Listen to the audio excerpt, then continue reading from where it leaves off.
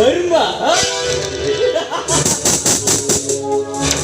ಧರ್ಮ ಧರ್ಮ ಧರ್ಮ ಎಲ್ಲಿದೆ ಈ ಹೊಲಸು ಸಮಾಜದಲ್ಲಿ ಧರ್ಮ? ಧರ್ಮದಿಂದ ನಡೆಯಲು ಹೋದ ಸತ್ಯ ಹರಿಶ್ಚಂದ್ರನೇ ಸ್ಮಶಾನ ಕಾಯಿಲೆ ಹಚ್ಚಿತ್ತು ಈ ಧರ್ಮ. ಹಿಂಸೆಯನ್ನು ಮಾಡಬೇಡಿ, ಶಾಂತಿಯಿಂದ ಬಾಯಿಯಿಂದ ಮಹಾತ್ಮ ಗಾಂಧೀಜಿಯನ್ನೇ ಗುಂಡಿಟ್ಟು ಕೊಂದಿತ್ತು ಈ ಧರ್ಮ. ಅಂದಾಗ ನಾನು ಕೂಡ ಈ ಧರ್ಮದ ಹಾದಿಯಲ್ಲಿ ನಡೆದರೆ ಮುಂದೊಂದು ದಿನ ಇದೇ ರೀತಿಯ ಸಾವು ನಡೆಯ ಕಟ್ಟಿಟ್ಟ ಬುತ್ತಿ ಅಂದಾಗ ನಾನೇಕೆ ನಡೆಯಬೇಕು ಈ ಧರ್ಮದಿಂದ?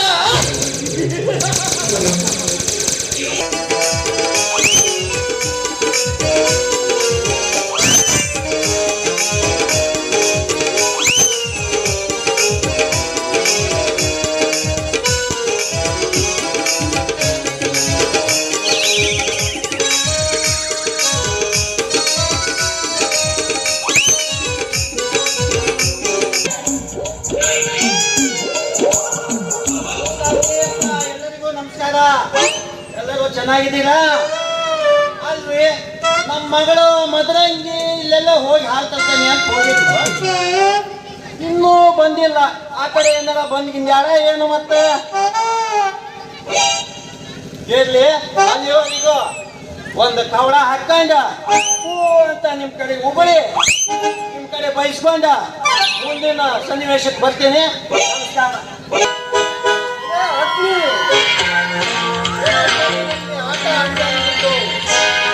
ಕರ್ನಾಟಕದಲ್ಲಿ ಬಾಲ ಬಿಚ್ಚಿದ್ರೆ ಮಗನ, ಕರ್ನಾಟಕದ ಪೊಲೀಸ್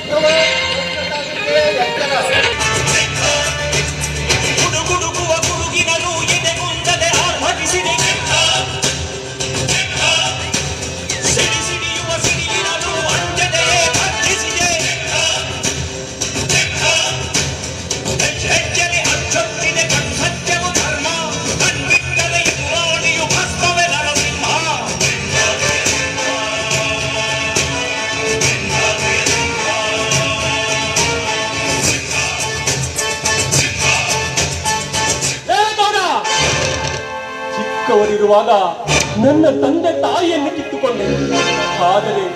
ಆದರೆ ನನ್ನ ಪ್ರಾಣಕ್ಕೆ ಪ್ರಾಣವಾಗಿರುವ ಆ ನನ್ನ ಮುತ್ತು ತಂಗಿಯನ್ನು ಕಿತ್ತುಕೊಂಡೆಯ ಮಗನ? ನೀನು ಅತಲ ವಿತಲ ಪಾತಾಳದಲ್ಲಿ ಅಡಗಿದ್ದರು, ತಾಯಿಯ ಗರ್ಭದಲ್ಲಿ ಅಡಗಿದ್ದರು ನಿನ್ನನ್ನು ಹಿಡಿದು ತಂದು ನಿನ್ನನ್ನು ತುಂಡು ತುಂಡಾಗಿ ಕತ್ತರಿಸಿ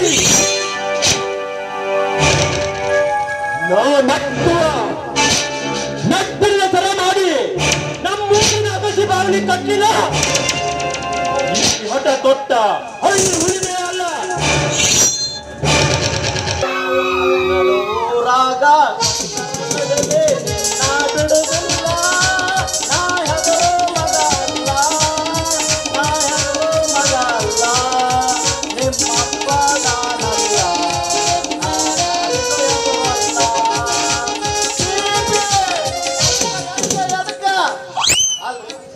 ಮೊನ್ನೆ ಇಲ್ಲ ಪಕ್ಕದ ಹಳ್ಳ್ಯಾಗ ಹೋರಿ ಹಬ್ಬ ಮಾಡಿದ್ವಿ. ಹೋರಿ ಹಬ್ಬಕ್ಕೆ ಹೋದ್ವಿ. ನಾವೇನು ಹರಿಯರೇನಲ್ಲ, ನಮ್ಮ ಪರಿಚಯ ನಂದ ಸೈಡ್ ನಿತ್ರ ಸರಿಯಾಗಲ್ಲ, ಸೀದಾ ಪರಿಚಯಾಗ ನಿಲ್ಲಾನ ಆರಾಮ್ ಹಬ್ಬ ನೋಡ್ದಂಗೆ ನಾವು ತೊಂದ ಸರಿ ಅಂತ ನಿತ್ವಿ. ನಾವು ಮಕ್ಕಳು ಹರಿಯೋ ಮಕ್ಕಳಲ್ರಿ. ಅವ ಎರಡಕ್ಕ ಕಾಮೆಂಟ್ರಿ ಹೇಳವ ಎರಡಕ್ಕ ಅಂದ್ರೆ ನಾವು ಬಾಲಕ್ ಹೋಗ್ತೀವಿ, ಅವ ಬಾಲಕ ಅಂದ್ರೆ ನಾವು ಎರಡಕ್ಕೆ ಹೋಗ್ತೀವಿ. ಹಿಂಗ ಮಾಡ್ತಾ ಇದ್ವಿ. ನಾನು ಕೆಂಪು ಟುವಾಲ್ ಕಟ್ಟಿದ್ದೆ. ಕಾಮೆಂಟ್ರಿ ಹೇಳ್ತಾನ, ಪೈಲ್ವಾನ ಕೆಂಪು ಟುವಾಲ್ ಕಟ್ತಾವನ, ನೀವು ಹರಿಯಾವಲ್ಲನ ಯಾವ ಎರಡಕ್ಕಂದ್ರೆ ಬಾಲಕ್ ಅಂದ್ರೆ ಎರಡಕ್ಕೆ ಹೋಗಿ ಅಂದ. ಅಲ್ಲೋ ನಮ್ಮವ ಹರಿದಿಲ್ಲ, ನಿಮ್ಮ ಆ ಹೋರಿ ಎಲ್ಲಿ ಹರಿಯದ ಅಂತ ನಮ್ಮ ಮನುಷ್ಯನಾಗ ಅನ್ಕೊಂಡೆ. ಗಾಡಿಗೆ ಹೋಗಿ ಇವ್ ಮಾಡ್ಬೇಕಂತ ಹೇಳಿ ಒಂದು ಇಷ್ಟ ದೊಡ್ಡ ಹೋರ್ರಿ. ಅವನು ಇವ ಬಾಲಕ ಅಂದ. ನಾವು ಎರಡಕ್ಕೆ ಹೋದ್ರಿ. ಆದ್ರೆ ಅವ ಎರಡಕ್ಕ ಬಂದ್ರಿ ಹಂಗ ಮಾಡಿ ಹಾರೇನೆ ನೋಡ್ರಿ. ಸ್ವಲ್ಪ ಟ್ರಾನ್ಸ್ಫರ್ ಕ್ಯಾಟಿಗೆ ಔಟ ಆಗಿತ್ತು. ಏನ್ ಮಾಡಿ ಸ್ವಲ್ಪ ಮಿಸ್ಟೇಕ್ ಮಾಡಿದೆ. ನನಗೆ ಭಾಳ ಸಿಟ್ಟು ಬಂದವು. ಸೀದಾ ಹೋದೆ ಕಾಮೆಂಟ್ರಿ ಹೊಟ್ಟಿಗೆ ಏನ್ ತಿಂತೀಯ ಅಂದೆ. ಪೈಲ್ವಾನ್ ಅವ ಏನ್ ತಿಳ್ಕೊಂಡ, ನೀವು ಹೋರಿ ಹರ್ಕೊಂಡ ನಮ್ ಗಿಟ್ಕಾರ್ ನೋಡಕ್ ತರಾಕ್ ಬಂದ್ಯಾನ ಅನ್ಕೊಂಡ. ಹೇಳು ಪೈಲ್ವಾನ್, ನಾ ಗಿಟ್ಟಗೆಲ್ಲಿ ಹಂಗೆ ಬಂದ್ಯಾಲ ಅಂದ. ನಮ್ಮ ಗಿಟ್ಕನ ಉಳ್ಕೊಂಡ್ಯಾವ. ಹೊಟ್ಟಿಗೆ ಏನ್ ತಿಂತಿ? ಬಾಲಕ್ ಅಂದ್ರೆ ಬಾಲಕ ಅನ್ಬೇಕು, ಎಡಕ್ಕಂದ್ರೆ ಎಡಕ್ಕ ಅನ್ಬೇಕು. ನೀ ಸ್ವಲ್ಪ ಮಿಸ್ ಆಗಿರ್ ನಾನು ಇನ್ನು ಶಿವನ ಪಾದಕ ಸೇರ್ತಿದ್ದ ಅಂದೆ. ಅಲ್ಲೋ ನೀನು ಗೋರಿ ಹರಿಯಾವಲ್ಲ, ಬೇಲಿ ಹತ್ತಿಗೆ ಅಂದ. ಏನ್ ಮಾಡೋದು? ಬೇಲಿ ಹತ್ತಿರ ಕಮಿಟರ್ ಹೊಡಿತಾರ, ಹೋರಿ ಹತ್ತಿರ ಹೋರಿ ಮಾಲಕರು ಹೊಡಿತಾರ. ಏನ್ ಮಾಡೋದ ಅಂದೆ. ಸೀದಾ ಮನೆಗೆ ಬಂದೆ. ಅಲ್ರಿ ನಮ್ಮ ಮದುರಂಗಿ ಇಲ್ಲೆಲ್ಲರೂ ನೋಡಿದ್ದೇನ್ರಿ. ಆಕಿ ನಾವು ಮದುರಂಗಿ ದಿನಕ್ಕೆ ಒಂದೊಂದು ನಾಟಕ ಮಾಡ್ತಾಳೆ. ನಿನ್ನೆ ನೋಡ ಮೊನ್ನೆ ಬೆಡ್ಸವ ಜಾತ್ರೆಯಾಗ ಸರಿ ನನ್ನ ಬೋಳ್ ಹೆರ್ದ್ಯಾಳ. ಈ ಸಿರ್ಸಿ ಜಾತ್ರೆ ನಾಡ್ದು ಹೋಗೋಣ ಅಂತಂದ್ರೆ ಬ್ಯಾರೆ ನಾ ಬರಲ್ಲ ಅಂತ. ಯಾರು ನೋಡ್ಕಿಂದ್ಯಾಳೋ ಏನೋ. ಇದ್ರಾಗ ಯಾರೋ ಒಂದು ಕೈವಾಡ ಐತ್ರಿ. ಅದಕ್ಕೆ ನಾ ಇಲ್ಲೇ ಹುಡಿಯಕೊಪ್ಪ ಅಜ್ಜನ ಹತ್ರ ಹೋಗಿ ಸರಿ ಮಾಡಿ ಕೇಳ್ಕೊಂಡು ಬರ್ತಾನೆ. ನಮ್ಮ ಭಾಷೆ ಹನುಮಂತ ಅಣ್ಣಂದ ಏನಾರ ಕೈವಾಡ ಇರ್ಬೇಕ. ಅವ ರಕ್ತನ ಕಾರ್ಬೇಕ. ಭಾಷೆ ಹುಡಿಯಕೊಪ್ಪನ ಹತ್ರ ಹೋಗಿ ನೋಡ್ಕೆ ಬರ್ತಾನೆ.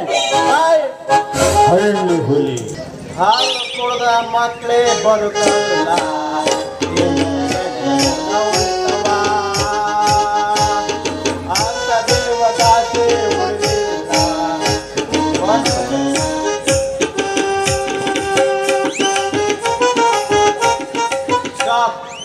ಎಲ್ಲಿ ನಿಲ್ಸಿದ್ದೆ? ಹುಡುಗಿ ಹೆಸರಿನಲ್ಲಿ ಯಾಕೆ ಕುಡಿತೀರಾ? ಅವರೇ ನೋಡಿಕೊಂಡು ಏನೋ ಕೊಟ್ಟಾಗ ಹೃದಯ ಮಾಡುವ ಇವರಿಗೆ.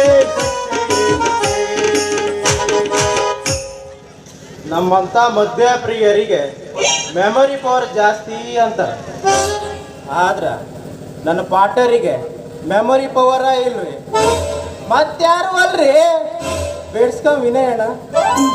ಆ ಕೂರ್ಲಿ ಹೋರಿ ಹಬ್ದಾಗ ನಮ್ಮೂರ್ ಹುಡುಗರ ಕೈಯಾಗ ಖಾಲಿ ಬೀರ್ ಬಾಟ್ಲಿ ಕೊಟ್ಟು ಫುಲ್ ಬೀರ್ ಬಾಟ್ಲಿ ಕೊಟ್ಟಿನಿ ತಮ್ಮ, ಹಿಡ್ಕ ಹೋರಿ ಹರಿದು ಬರ್ತಾರಂತ ಹೇಳ್ತಾರಂತ್ರಿ.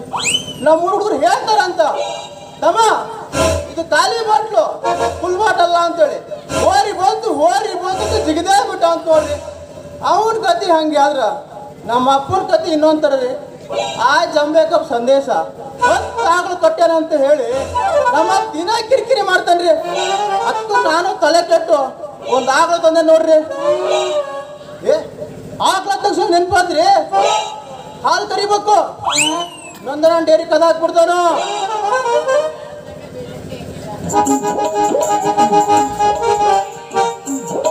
ಯಾವ್ದ್ರಿ ಎಲ್ಲರ ಹಾಕಲು ಹುಲ್ ತಿಂದ್ರಿ, ಇದು ಬಿಸಿಟ್ ತಿನ್ನಕತ್ತೈತಿ. ಟೈಮ್ ಆಗ್ರಿ, ಹಾಲು ಕರ್ಕೊಂಡ್ಬರ್ತಾನೆ.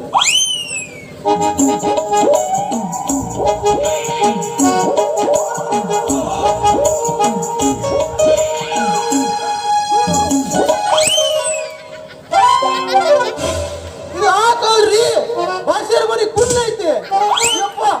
ಎಲ್ಲರೂ ಕೆಚಲಿ ಕೈ ಹಾಕ್ಬಿಡಿದ್ರ ನಡ್ಕೊಂತ ಏನಾಗ್ಬಿಡ್ತೈತ್ರಿ. ನಾನು ಹುಡುಕ್ತಾನ್ರಿ.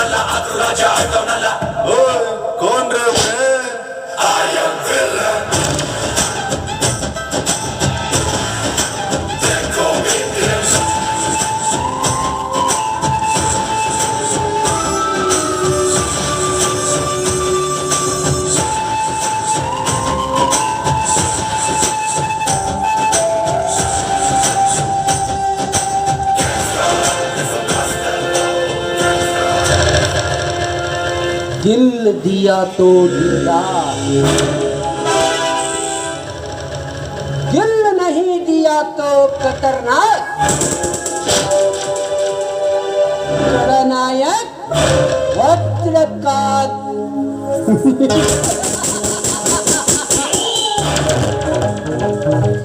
ಸ್ವಾಮಿಗಳು ಸತ್ರ ದಿವಂಗತರಾಗುತ್ತಾರೆ. ಸಮಾಜ ಸೇವಕರು ಸತ್ರ ನಿಧನರಾಗುತ್ತಾರೆ, ರಾಜಕಾರಣಿಗಳು ಸತ್ರ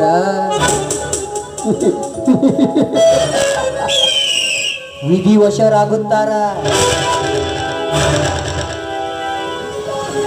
ನಟರು ಸತ್ತರ ಅಸ್ತಂಗತರಾಗುತ್ತಾರ.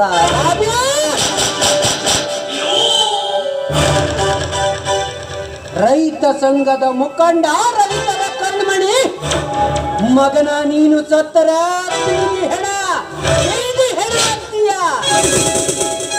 ವಜ್ರಕಾಂತನ ಮೈ ಮುಟ್ಟಿ ತಪ್ಪು ಮಾಡಿದ್ದೀಯ ಹುಲಿಯ. ಹೊತ್ತು ನೋಡಿ ಕತ್ತು ಕತ್ತರಿಸದ ಹೋದರ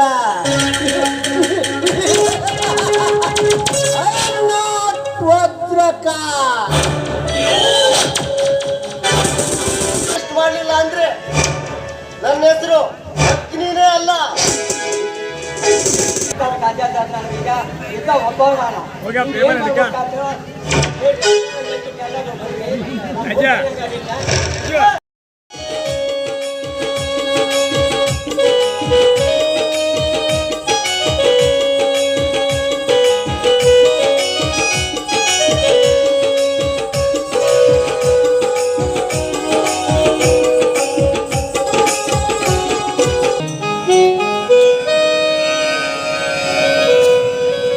ಸರ್ವೇ ಜನಃ ಸುಖಿನೋ ಭವಂತು.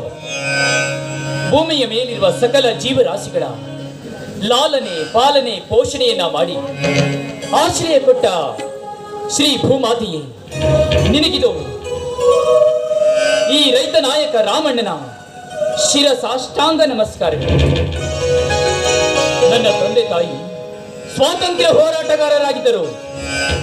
ಅವರ ಆಸೆಯಂತೆ ಈ ಊರಿನ ಸಮಸ್ತ ರೈತ ಬಾಂಧವರೆಲ್ಲ ಪ್ರತಿನಿತ್ಯವೂ ಸುಖ ಸಂತೋಷದಿಂದ ನಗು ನಗುತ್ತಾ ಬಾಳಬೇಕೆಂಬುದು ಅವರ ಹೆಬ್ಬಯಕೆಯಾಗಿತ್ತು. ಅವರ ಆಸೆಯನ್ನ ಈಡೇರಿಸಿದ್ದೇನೆ ನಾನು ಎಂಬುದು ನನಗೆ ಹೆಮ್ಮೆ. ಅದನ್ನು ಹೇಳಿಕೊಳ್ಳುವುದಕ್ಕೆ ತುಂಬಾ ಸಂತೋಷ ಅನಿಸ್ತಾ ಇದೆ. ಅದ ಹಾಗೆ ರೈತರ ಹುಲಿ ನನ್ನ ತಮ್ಮ ಹುಲಿಯೋ ನ್ಯಾಯಕ್ಕಾಗಿ ತನ್ನ ಪ್ರಾಣವನ್ನೇ ಮುಡುಪಾಗಿಟ್ಟಿದ್ದಾನೆ. ನನ್ನ ತಂಗಿ ಚೆನ್ನಾಗಿ ಓದಿ ವಿದ್ಯಾವಂತಳಾಗಿದ್ದಾಳೆ. ಮಾತಾ ಪಿತರರೇ, ನಾನು ನಿಮ್ಮ ಆಸೆಯಂತೆ ನನ್ನ ತಮ್ಮ ತಂಗಿಯರನ್ನ ಚೆನ್ನಾಗಿ ಓದಿ ಬೆಳೆಸಿದ್ದೇನೆ. ಅಷ್ಟೇ ಅಲ್ಲ, ನಿಮ್ಮ ಆಸೆಯಂತೆ ನನ್ನ ಊರಿನ ರೈತ ಬಾಂಧವರು ಆನಂದ ಸ್ವರ್ಗದಲ್ಲಿ ತೇಲಾಡ್ತಾ ಇದ್ದಾರೆ. ದೇವರೇ, ತಂದೆ ತಾಯಿಯರೇ, ಇಂದು ನಿಮ್ಮ ಜಯಂತಿಯ ದಿನ. ಈ ಜಯಂತಿಯ ದಿನದಂದು ನಾನು ನಿಮಗೆ ಕೊಡುತ್ತಿರುವ ಕಾಣಿಕೆ ಇದೆ.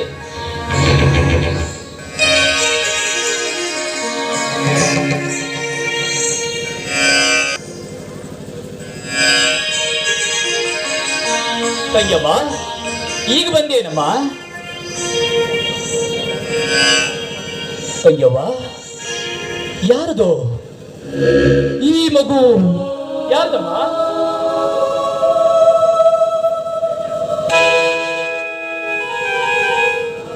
ಇದಕ್ಕೆ ಉತ್ತರ ನಾನು ಕೊಡುತ್ತೇನೆ ರೈತ ಸಂಘದ ಅಧ್ಯಕ್ಷ ರಾಮಣ್ಣನವರೇ. ಇದರ ಉತ್ತರ ನನ್ನ ಬಳಿ ಇದೆ. ನೀನು ಯಾಕೆ ಬೆವರು ಬಂತ? ಬರಲೇಬೇಕು ಅಂತ ತಾನೇನೆ ಈ ವಜ್ರಕಾಂತರ ಚಕ್ರವ್ಯೂಹ ರಚಿಸಿ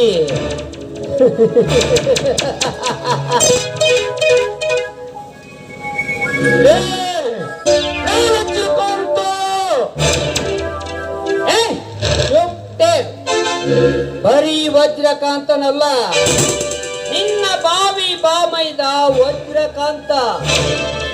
ಅರ್ಥವಾಗಲಿಲ್ಲವೇ?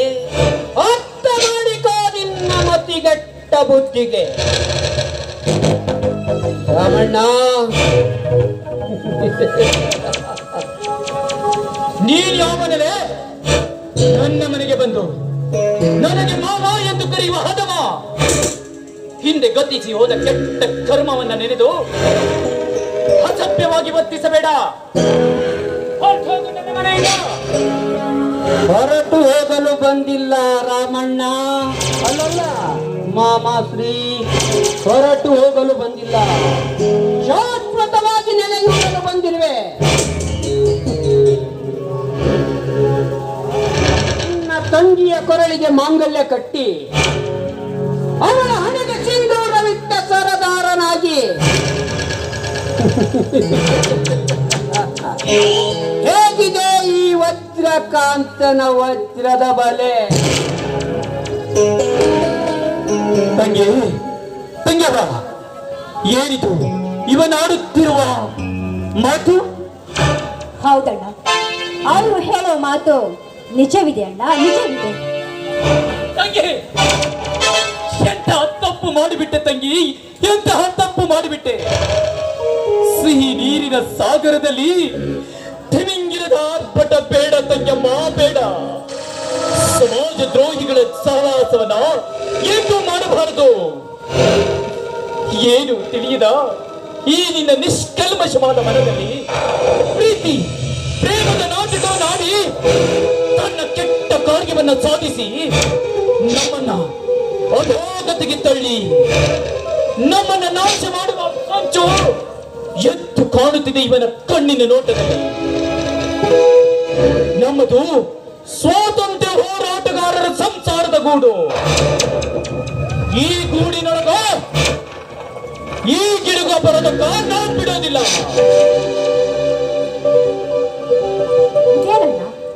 ಇದೇನಣ್ಣ ನೀನು ಆಡುವ ಮಾತು? ಅಣ್ಣ, ನೀನ್ ಹೇಳಿದಂತೆ ಕೇಳುತ್ತಾ ಕುಳಿತುಕೊಳ್ಳಕ್ಕೆ ನಾನೇನೋ ಬೆರಳು ಚೀಪ ಮಗು ಅಲ್ಲಣ್ಣ. ನೋಡಿ, ಅಷ್ಟೆಲ್ಲ ಓದಿ ಸಮಾಜ ಜಗತ್ತಿನ ಬಗ್ಗೆ ತಿಳಿದುಕೊಂಡ ಕಲಿತ ನಾರಿ ನಾನು. ತಂಗ್ಯಪ್ಪ, ಎಂತಹ ಮಾತನಾಡ್ತಾ ಇದೀಯಮ್ಮ, ಎಂತಹ ಮಾತನಾಡ್ತಾ ಇದೀಯ. ಅಲ್ಲ, ನಾನು ಮದುವೆಯಾಗ್ತೀನಿ ಅಣ್ಣ ಅಂತ ಒಂದು ಮಾತು ನನ್ನ ಹತ್ರ ಹೇಳಿದಿದ್ರೆ ಈ ಊರಿನ ಸಾವಯವ ಕೃಷಿಕ ಶಿವಾನಂದವರ ಕಿರಿಯ ಮಗ, ರೈತರ ಪರವಾಗಿ ಹೋರಾಡುತ್ತಿರುವ ಕ್ರಾಂತಿಯ ಕಿಡಿ, ಅವನಿಗೆ ನಿನ್ನನ್ನ ಮದುವೆ ಮಾಡಿಸಿ ಸಂಭ್ರಮವನ್ನು ಪಡ್ತಾ ಇದ್ವಲ್ಲ. ಅವನಿಗೆ ನಿನ್ನ ಮದುವೆ ಮಾಡಿ ಸಂತೋಷ ಪಡಬೇಕು ಅನ್ನೋ ಈ ನಮ್ಮ ಆಸೆಯನ್ನ ಮಣ್ಣು ಪಾಲು ಮಾಡಿಬಿಟ್ಟೆ ತಂಗಮ್ಮ, ಮಣ್ಣು ಪಾಲು ಮಾಡಿಬಿಟ್ಟೆ. ನಿನಗಾಗಿ, ನಿನ್ನ ಸಂತೋಷಕ್ಕಾಗಿ ಇಲ್ಲಿ 2 ಜೀವಗಳು ಈ ನಿನ್ನ ಹಣ್ಣಂದಿರು ಇದ್ದಾರೆ ಅನ್ನೋದು ಮರೆತು ಬಿಟ್ಟೆ ನಮ್ಮ, ಮರೆತು ಬಿಟ್ಟ. ಅಣ್ಣ, ಈ ಸಮಾಜವೇ ಇಷ್ಟ ಅಣ್ಣ. ನೋಡು, ಚಿಕ್ಕವಳಿದ್ದಾಗ ತಂದೆ ತಾಯಿಯ ಆಶ್ರಯದಲ್ಲಿ ಬೆಳೀತಾಳೆ, ಬೆಳೀತಾ ಅಣ್ಣ ತಮ್ಮಂದಿರ ಆಶ್ರಯದಲ್ಲಿ ಬೆಳೀತಾಳೆ, ಹೋಗ್ತಾ ಹೋಗ್ತಾ ಮುಂದೆ ಗಂಡನ ಆಶ್ರಯದಲ್ಲಿ ಬೆಳಿಬೇಕಣ್ಣ. ಅಣ್ಣ, ನೀನು ಹೇಳಿದಂತೆ ಹೆಣ್ಣ ಗಂಡಿನ ಗುಲಾಮನ ಇರ್ಬೇಕಂತ ತಿಳ್ಕೊಂಡಿದ್ರೆ ಅದು ನಿನ್ನ ಮೂರ್ಖತನ ಅಣ್ಣ. ಅಣ್ಣ, ನಾನು ಇಷ್ಟಪಟ್ಟವರನ್ನ ಮದುವೆ ಆಗಿದ್ದೇನೆ, ಅವರ ಜೊತೆ ಬಾಳಿ ಬದುಕುತ್ತೇನೆ. ನೀನು ಕೇಳುವ ಪ್ರಶ್ನೆಗೆ ನನ್ನ ಹತ್ರ ಉತ್ತರವಿಲ್ಲ.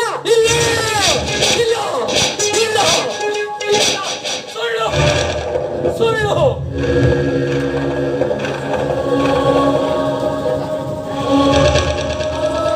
ಸತ್ಯವನ್ನ ಸುಳ್ಳು ಸುಳ್ಳು ಎಂದು ಬಡಿದುಕೊಂಡರೆ ಈ ಮೆಚ್ಚುವುದೇ ಈ ಸಮಾಜ.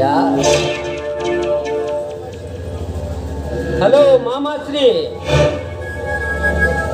ಅವರು ಹೇಳಿದ್ದು ನಿನಗೆ ಅರ್ಥವಾಗಲಿಲ್ಲವೇ?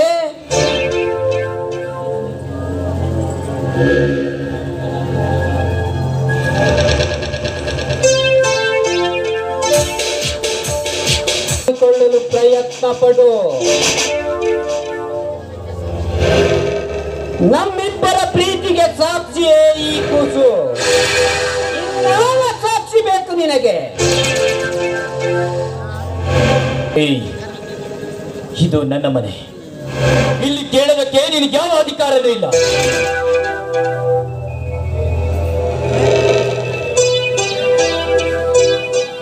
ಅದಮ್ಮ,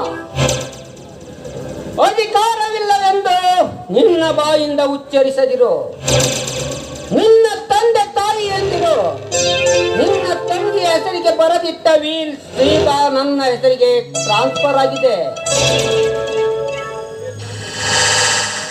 ಏಯ್, ಅದನ್ನ ಕೇವಲ ನಿನ್ನ ಬಾಯಿ ಮಾತಿನಲ್ಲಿ ಹೇಳಿದ್ರೆ ಸಾಕಾಗಲ್ಲ. ಏನಿದು? ಏನಿದೆ ನಿನ್ನ ಹತ್ತಿರ ಸಾಕ್ಷಿ? ಸಾಕ್ಷಿ? ಏ ಚಾರ್ಲಿ,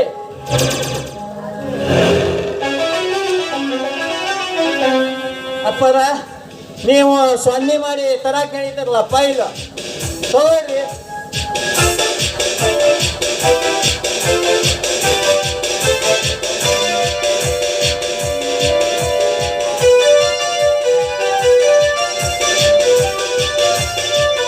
ನೋಡು, ಸರಿ ಹಾಕಿ ನೋಡು.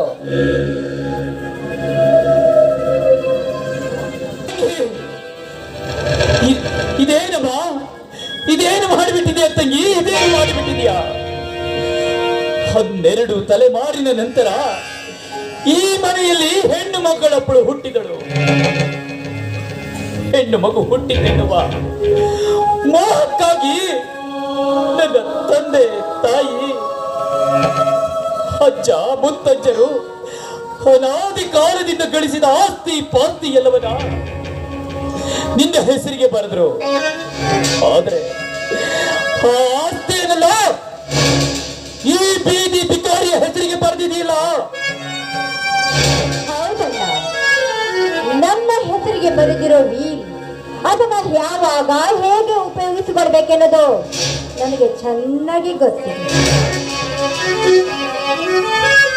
ಆಯ್ತು ಆಯ್ತು ತಂಗ್ಯವ್ವ, ನನಗೆ ಈ ಆಸ್ತಿ ಅಂತಸ್ತು ಯಾವುದು ಬೇಡ.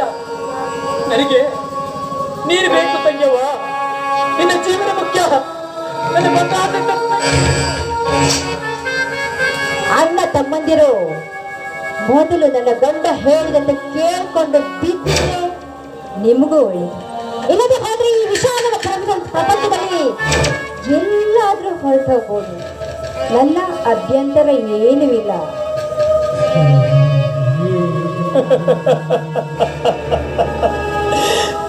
ಎಷ್ಟೊಂದು ಸಲೀಸಾಗಿ ಹೇಳಿಬಿಟ್ಟೆಯಪ್ಪ ಈ ಮಾತನ್ನ. ನಿನಗೆ ತಾಯಿ ಇಲ್ಲದ ಕೊರಗು ಬಾರಬಾರದು.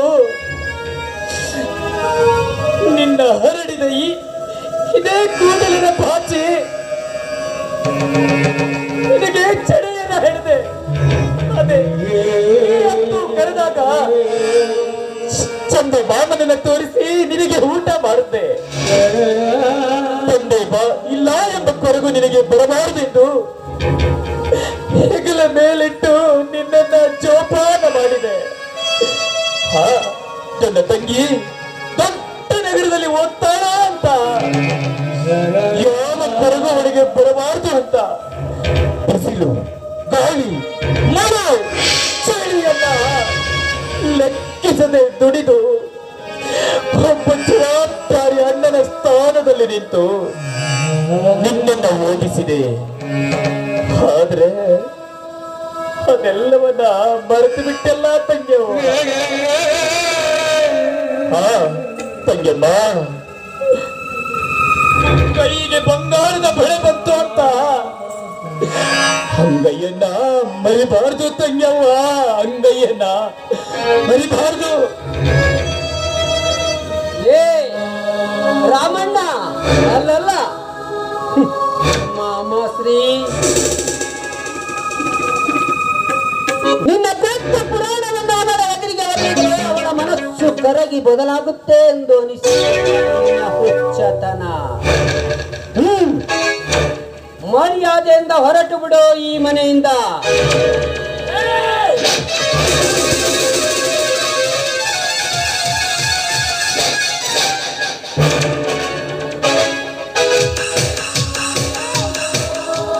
ನನ್ನ ಕಣ್ಣ ಮುಂದೆ ನನ್ನ ಕೈ ಹಿಡಿದ ಪತಿ ದೇವರಿಗೆ ಕೈ ಮಾಡ್ತೀರ ನೀಚ.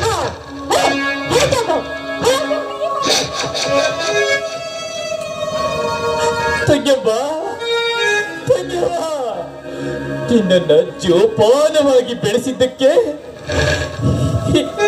ಈ ಅಣ್ಣನಿಗೆ ನೀನು ಕೊಟ್ಟ ಕಾಣಿಕೆ ಕಪಾಳ ಮೋಕ್ಷ.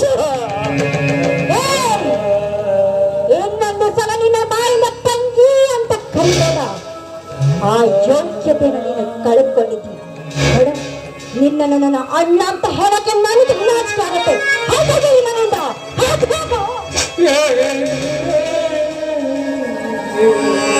ವಜ್ರಕಾಂತ, ಹೀಗೆ ನೀ ಅಟ್ಟಹಾಸವನ್ನ ಮಾಡ್ತಾ ಇದ್ರೆ ನನ್ನ ತಮ್ಮ ಹುಲಿಯ ಬಂದು ಹರಿದು ತಿನ್ನುತ್ತಾನೆ.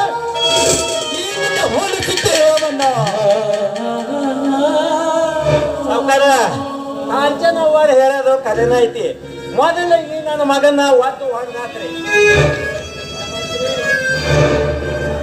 ಏ ರಾಮ್ಯ, ಮನೆಯ ಮಾಲೀಕರ ಅಪ್ಪಣೆ ಐತಲ್ಲ, ಮರ್ಯಾದೆಯಿಂದ ಹೊರಟು ಹೋಗು ಈ ಮನೆಯಿಂದ.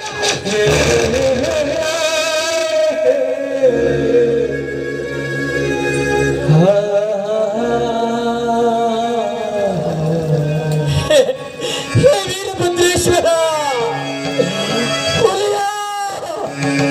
ಹುಲಿಯ! ಆ ಹೊಲಸು ನಾಯಿಯ ಎತ್ತಬೇಡ ಈ ಮನೆಯಲ್ಲಿ. ನಿನಗೆ ಮರ್ಯಾದೆಯಿಂದ ಹೇಳಿದರೆ ಕೇಳುವುದಿಲ್ಲ. ನಿನ್ನನ್ನು ಹುಚ್ಚು ನಾಯಿಯ ತರ ಹೊಡೆದು ಸಾಯಿಸುತ್ತೇನೆ ಮಗನೇ. ಹೋಗುತ್ತೇನೆ, ಹೋಗುತ್ತೇನೆ ವಜ್ರಕಾಂತ, ಹೋಗುತ್ತೇನೆ. ಈ ಮನೆಯನ್ನ ಬಿಟ್ಟು ಹೋಗುವ ಮುನ್ನ ನಿನಗೊಂದು ಎಚ್ಚರಿಕೆಯ ಮಾತನ್ನ ಹೇಳುತ್ತೇನೆ, ಕೇಳು. ಹೀಗೆ ಹೀಗೆ ನಿನ್ನ ದುಷ್ಟ ಬುದ್ಧಿಯಿಂದ ಬಡವ ಬಲ್ಲಿದರನ್ನ, ಬಡ ಬಗ್ಗರನ್ನ ಹರಿದು ತಿನ್ನುವ ಈ ನಿನ್ನ ರಾಕ್ಷಸ ಬುದ್ಧಿಯನ್ನ ಬಿಟ್ಟು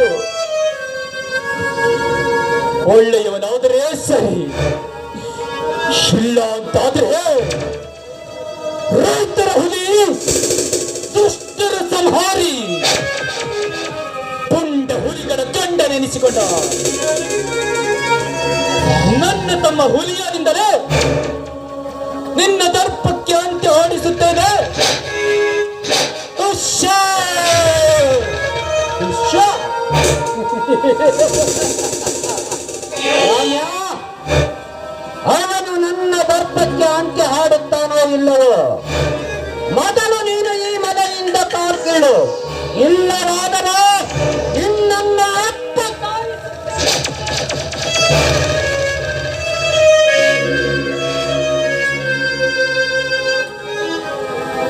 ಹೇ ಕ್ರೂರ ರಾಕ್ಷಸ ವಿಧಿಯೇ, ರೈತರ ಸುಖ ಸಂತೋಷಕ್ಕಾಗಿ, ರೈತರ ಉದ್ಧಾರಕ್ಕಾಗಿ ಈ ಹಸಿರು ಟನಲ್ ರೈತರ ಹೆಗಲ ಮೇಲಿರುವುದು ನಿನಗೆ ಇಷ್ಟವಾಗಲಿಲ್ಲವೇ ತಂದೆ? ರೈತರ ರಕ್ಷಾ ಕವಚವೆಂದೇ ಬಿಂಬಿತವಾಗಿರುವ ಈ ಹಸಿರು ಟವಲನ್ನ ಈ ಕ್ರೂರಿಯ ಪಾದಕ್ಕೆ ಅರ್ಪಿಸಲೇ? ಹೌದು, ಹೌದು, ನನ್ನ ಬಂಗಾರದಂತ ತಂಗಿಯ ಜೀವನ ಸುಂದರವಾಗಿರ್ಬೇಕು ಅಂದ್ರೆ ನಾನು ಈ ಕೆಲಸವನ್ನ ಮಾಡಲೇಬೇಕು. ಇದು ನನ್ನ ಸ್ವಾರ್ಥ ಎನ್ನಲು ಅಥವಾ ಆ ಕವಿಯೊಬ್ಬ ಬರೆದ ಕಾಗದ ಎನ್ನಲು? ವಜ್ರಖಾನ್, ಈ ಹಸಿರು ಟವಲ್ ನಿನಗೆ ತಾನೇ ಬೇಕು, ನಿನಗೆ ಕೊಡ್ತೀನಿ. ಆದರೆ ಇದನ್ನ ಕೊಡುವ ಮುನ್ನ ಒಂದು ಎಚ್ಚರಿಕೆಯ ಮಾತನ್ನ ಹೇಳುತ್ತೇನೆ, ಕೇಳು. ಈ ಹಸಿರು ಟವೆಲ್ ಹಸಿರು ಕ್ರಾಂತಿಯ ಸಂಕೇತ. ಈ ಹಸಿರು ಇಡೀ ಮನುಕುಲದ ರೈತರ ಉಸಿರು. ಈ ಟವೆಲ್ಲನ್ನ ರೈತರ ಉದ್ಧಾರಕ್ಕಾಗಿ ಬಳಸಬೇಕೇ ಹೊರತು ಅನ್ಯ ಕಾರ್ಯಕ್ಕೆ ಬಳಸಿದ್ದೆಯಾದ್ರೆ ನಾನು ಮಣ್ಣಲ್ಲಿ ಮಣ್ಣಾಗಿ ಹೋದರೂ ಚಿಂತೆ ಇಲ್ಲ.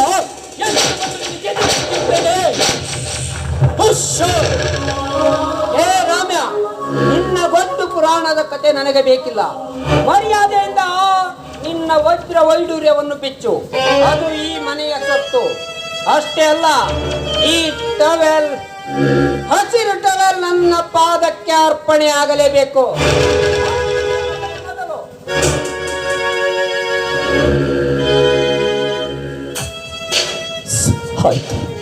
ನೀನು ಹೇಳಿದ ಹಾಗೆ ಈ ವೈಭವೋಪೇತ ಈ ರೈತ ನಾಯಕನ ಧರಿಸುಗಳನ್ನ ನಿನಗೆ ಅರ್ಪಿಸಿ ಈ ಮನೆಯನ್ನ ತ್ಯಜಿಸುತ್ತೇನೆ.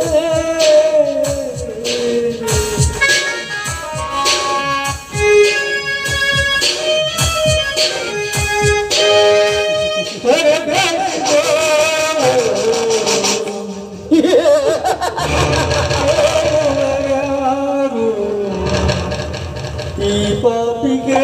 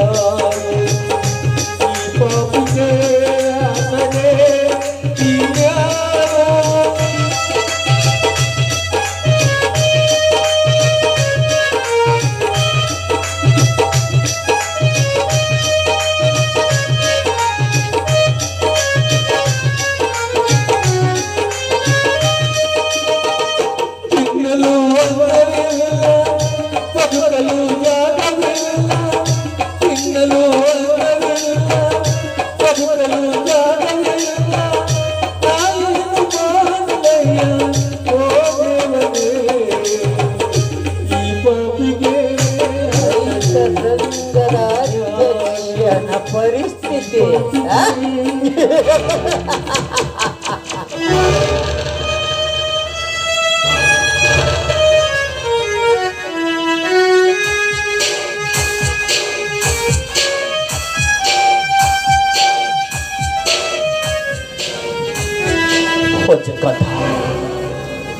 ನಿನ್ನ ಆಸೆಯಂತೆ ನನ್ನ ಸರ್ವಸ್ವವನ್ನ ಸಮರ್ಪಿಸಿ ನನ್ನ ತಂಗಿಯ ಜೀವನ ಸುಂದರವಾಗಿಸುವುದಕ್ಕೋಸ್ಕರ ಸರ್ವವನ್ನ ತ್ಯಜಿಸಿ ಹೊರಡುತ್ತಿದ್ದೇನೆ.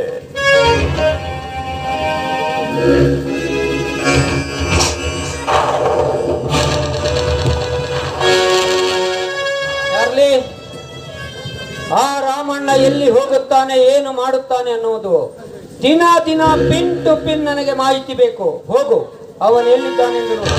ಸಾವುಕಾರ, ಆ ವಿಷಯ ನೀವು ಬಿಟ್ಬಿಡ್ರಿ.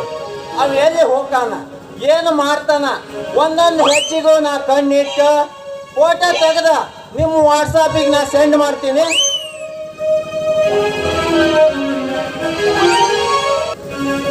ಇಷ್ಟು ದಿನ ಕಳ್ಳ ಪ್ರೇಮಿಯ ಹಾಗೆ ಲಾಡ್ಜ್ ರೆಸ್ಟೋರೆಂಟಿನಲ್ಲಿ ನಮ್ಮ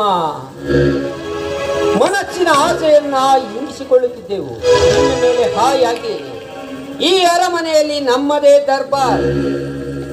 ಹೌದು, ಇನ್ಮೇಲೆ ಈ ಮನೆಯಲ್ಲಿ ನಾನೇ ರಾಣಿ, ನೀವೇ ರಾಣಿ. ಹಾಯಾಗಿ ಇರೋಣ, ಆಯ್ತು? ಹಾಗಾದರೆ ತಣಿಸು ಬಾ ಈ ನಿನ್ನ ನಲ್ಲನ ಮನವನ್ನ. ಆಯ್ತು, ನಿಮ್ಮಿಷ್ಟದಂತೆ ಆಗಿ.